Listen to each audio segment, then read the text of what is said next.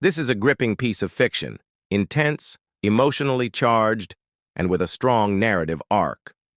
You've built tension masterfully, and the twist with the deed being in Lucas's name is genuinely satisfying. There's a strong undercurrent of betrayal, resolve, and calculated revenge that makes the story compelling. If you're looking to refine it or develop it further, here are a few suggestions. 1. Pacing and paragraph structure. Break up long paragraphs to improve readability and maintain narrative tension. Grouping dialogue and inner monologue into more digestible sections will enhance flow. 2. Dialogue tags and clarity. Consider adding more tags or descriptors to distinguish between speakers and convey tone. For example, instead of, "You're bluffing," "Am I?" I countered, stepping closer. Try Vanessa's voice trembled. "You're bluffing." I took a deliberate step forward. "Am I?" 3. Character depth. Lucas's transformation is compelling. To enhance it, include subtle flashbacks or thoughts showing his emotional journey, from blind trust to wary strategist. You might want to give Vanessa moments of doubt or guilt to make her more nuanced, unless your intent is to portray her as wholly antagonistic. 4. Grammar and typos. A few minor issues. Bust the screen lit. Likely meant buzzed badge, not batch.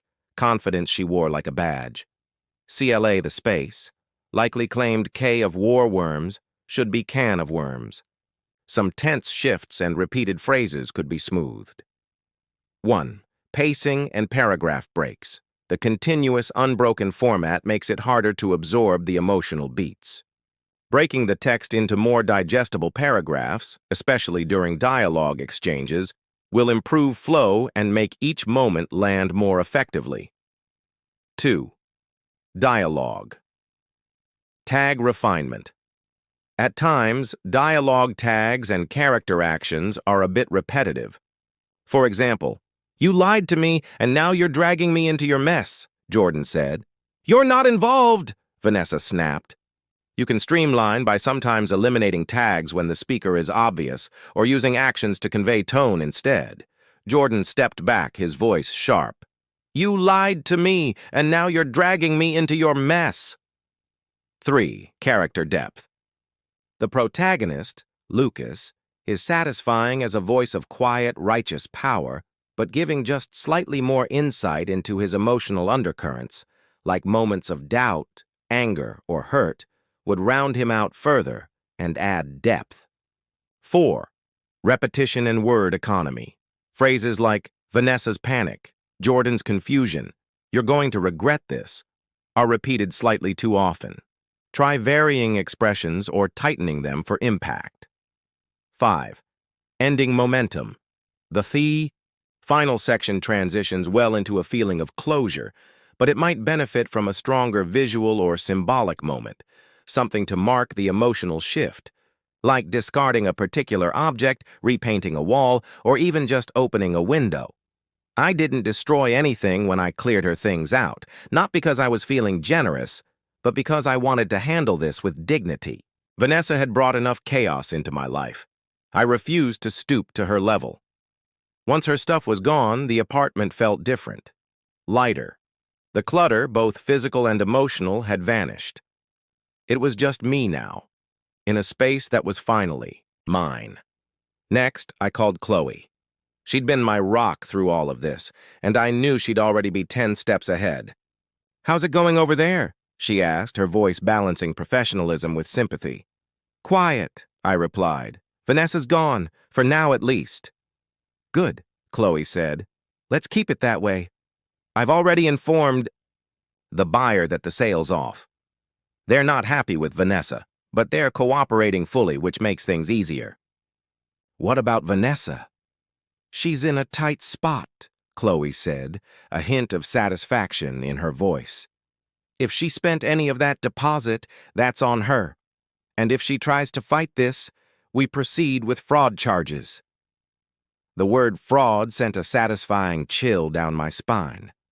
Vanessa had always thought she was untouchable, that she could bulldoze her way through anything. Now she was finally learning. Actions have consequences. "Do we need to do anything else right now?" I asked. "For now, just stand your ground. Make it clear the apartment is yours. I'll handle the legal side and get started on the divorce paperwork." I thanked her and hung up, feeling more grounded than I had in weeks. Chloe was right. This was my home now, and no one, especially Vanessa, was going to take that away. I got to work reclaiming the space. I dragged my oversized gaming chair, something Vanessa had always hated, into the sunniest spot by the window. I rehung the minimalist artwork she'd dismissed as boring and rearranged the furniture to suit my taste. It wasn't just about decor, it was about identity. By the time I was done, the place felt transformed, cleaner, brighter, mine. That evening, my best friend Ethan came over with a bottle of bourbon. He took one look around and whistled. "Wow, this place looks totally different." "It's mine now," I said simply, pouring us each a glass. He raised his in a toast, to taking control and kicking toxic people to the curb. I clinked my glass against his. To fresh starts. As the night wore on, the weight I'd carried for so long began to lift. This wasn't just survival anymore. This was healing. This was thriving. Vanessa didn't disappear quietly. She never would. In the days that followed, she launched a campaign of desperation, calls, emails, even a few uninvited visits. One day she was pleading, "Lucas, we can fix this." I didn't. Mean for things to get so messy. The next, she was spewing venom. "You're being petty. I hope you're happy ruining my life." I didn't respond. Not once. I was done entertaining her manipulations. Chloe kept me updated on the legal front. Vanessa was spiraling, especially after Jordan cut ties with her. Apparently, once he realized the full extent of her lies, he walked away. "She's panicking," Chloe told me during one of our check-ins. "The buyer's not pressing charges, but they're furious. She's burned every bridge. And in the divorce, she's got no leverage. You're walking away clean." Hearing that felt like breathing after being underwater for years. When the divorce papers were finally sent to her, she made one last desperate attempt to stall. A long email filled with excuses, apologies, and a martyr's narrative. She claimed she'd acted out of fear, said she'd felt neglected. It was almost laughable. But Chloe had prepared everything perfectly. A few weeks later, Vanessa signed. Just like that, it was over. The day the divorce was finalized felt like the end of a marathon. I stood in the center of my apartment and let out a breath I hadn't realized I'd been holding. The space felt lighter, free. Ethan came by that evening with takeout and another bottle of bourbon. "So it's official?" he asked, easing, onto the new couch I'd bought. "It's official," I said, handing him a glass. "To freedom," he grinned. "To freedom," I echoed, and we clinked glasses.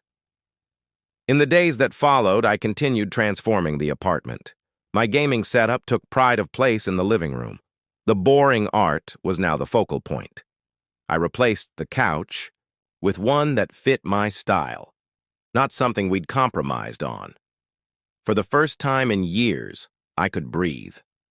I wasn't tiptoeing around someone else's moods or chasing after appreciation that never came. I was living for myself, and it felt damn good.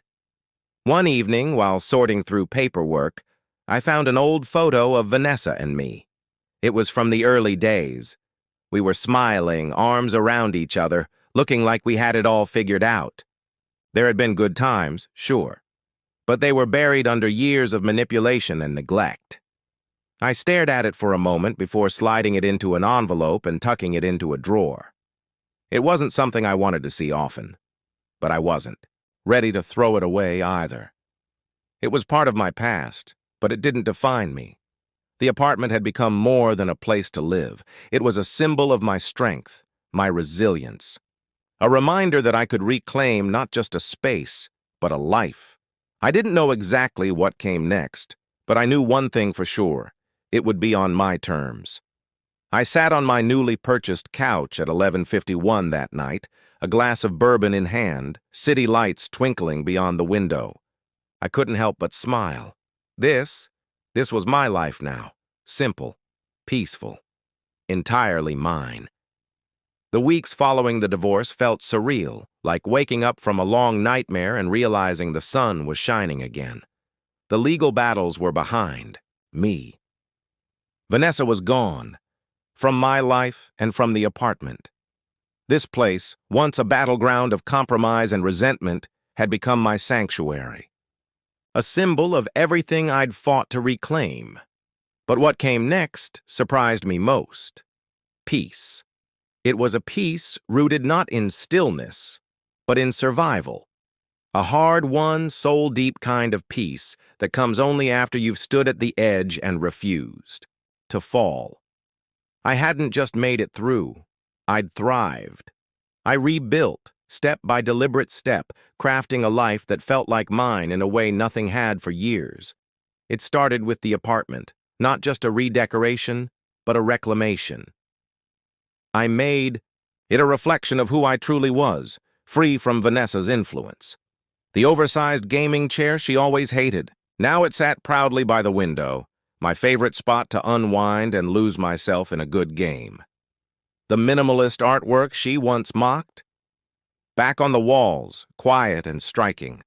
I even splurged on a new couch, a sleek, modern piece that fit the space, and the new version of me perfectly. But the transformation wasn't just in the decor. It was in me. Every change felt like a step toward rediscovering the man I used to be, and maybe even someone better. This space was no longer a shared compromise. It was wholly mine, a haven of warmth, freedom, and quiet possibility. One evening, while reorganizing a closet, I found a box of old photos. Among them was one of Vanessa and me, taken during the early days of our marriage. We looked happy, smiling, arms wrapped around each other, a picture-perfect couple. I stared at it for a long while, trying to connect with that version of myself. He felt like a stranger. Back then, I thought I understood love, thought I knew what partnership meant. But hindsight is ruthless. It strips away illusions. I placed the photo in an envelope and tucked it into the back of the closet. I wasn't ready to throw it away, but I didn't need to see it either. That chapter had shaped me, sure, but it didn't define me. With the apartment fully reclaimed, I turned to the future. For years, I'd put my dreams on hold, caught in the exhausting effort to hold a crumbling marriage together. Now, nothing held me back. The possibilities were wide open. I began setting goals, personal, professional, even playful. I signed up for a cooking class, something I'd always wanted to try but never prioritized. I reconnected with old friends, people I'd drifted from while walking on eggshells around Vanessa. Ethan, my best friend, never left my side. One night, we sat out on the balcony with a bottle of bourbon, talking about everything and nothing. He raised his glass and said, "You're glowing, man. Single life suits you." I laughed. "It's not about being single," I said. "It's about being free." "To freedom," he said, clinking his glass against mine. "To freedom," I echoed. The divorce hadn't just ended a marriage. It had opened a door, a new chapter, one I wrote on my own terms. The resentment, the self-doubt, the constant sense of being trapped, they were gone. Replaced by something I hadn't felt in years: confidence. The biggest change wasn't the apartment or the new hobbies. It was my mindset. For so long, I avoided confrontation, kept the peace at all costs. But this experience had revealed a truth I'd buried. I was stronger than I ever gave myself credit for. Vanessa had underestimated me. She thought she could bulldoze through my life, take everything, and leave me flailing. But she was wrong. Her arrogance was her undoing. My quiet resilience? That was my triumph. One day I saw an email from her. The subject line read, "Can we talk?"